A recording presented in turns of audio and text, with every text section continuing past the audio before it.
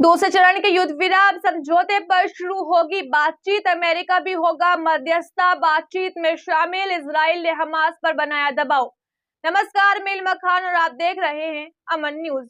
Israel और Hamas के बीच दूसरे चरण के युद्ध विराम समझौते पर जल्द बात शुरू होने की उम्मीद है। दरअसल इजराइल ने कहा कि वे अपने प्रतिनिधिमंडल को युद्ध विराम समझौते पर बातचीत आगे बढ़ाने के लिए कतर भेजेगा। वहीं हमास ने भी मिस्र और कतर के मध्यस्थों के साथ युद्ध विराम समझौते पर बात शुरू करने को लेकर सकारात्मक संकेत दिए। इजराइल और हमास के बीच पहले चरण का युद्ध विराम समझौता मार्च की शुरुआत में खत्म हो गया और अब दूसरे चरण के समझौते पर बात होनी है। इजराइल के प्रधानमंत्री कार्यालय ने एक बयान में बताया कि उन्होंने अमेरिका की मध्यस्थता में बातचीत के आमंत्रण को स्वीकार कर लिया है।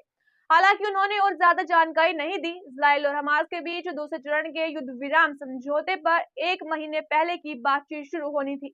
अमेरिका ने भी हमास के साथ बातचीत शुरू करने की जानकारी दी है। हालांकि इजराइल ने भी अमेरिका की हमास से सीधी बातचीत का कड़ा विरोध किया। इजराइल के प्रधानमंत्री बेंजामिन नेतन्याहू में भरोसेमंद रॉन डेरमर और अमेरिका के स्पेशल प्रतिनिधि एडम बोलर के बीच तीखी बहस भी हुई है। राष्ट्रपति ट्रंप ने बंधक मामलों के लिए एडम बोलर को अपना विशेष प्रतिनिधि नियुक्त किया है। बीते हफ्ते इजराइल ने युद्ध विराम समझौते के विस्तार और बचे हुए बंधकों में से आधे बंधक की रिहाई के लिए हमास पर दबाव बनाया था। हालांकि सहमति नहीं बन सकी। हमास के पास अभी भी 24 बंधक और 35 शव हैं। इजराइल ने भी बीते हफ्ते गाजा की सभी आपूर्ति रोक दी थी ताकि हमास पर दबाव बनाया जा सके।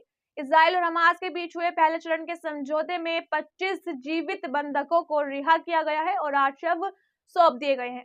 इसके बदले में इजराइल ने करीब 2000 फलस्तीनी कैदियों को रिहा किया। इजराइल ने गाजा के बफर जोन से अपने सैनिकों को वापस बुला लिया है, जिसके बाद हजारों फलस्तीनी गाजा में वापस लौटना शुरू हो गए हैं।